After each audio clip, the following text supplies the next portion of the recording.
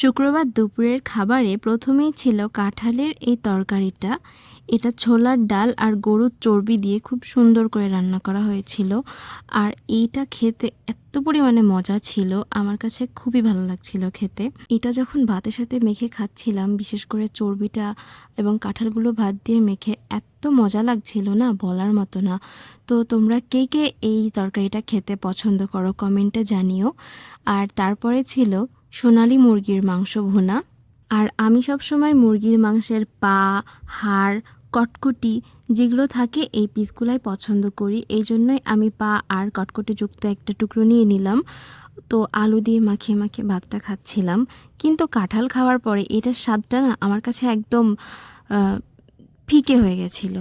আর তাই জন্য আমি আরেকটু কাঁঠাল নিয়ে ভাতের সাথে মেখে একসাথে মুরগির মাংস দিয়ে খাচ্ছিলাম। আর তোমরা দেখতেই পেলে আমি চামড়াটা উঠিয়ে রাখলাম, কারণ মুরগির চামড়া খেতে আমার একটুও ভালো লাগে না।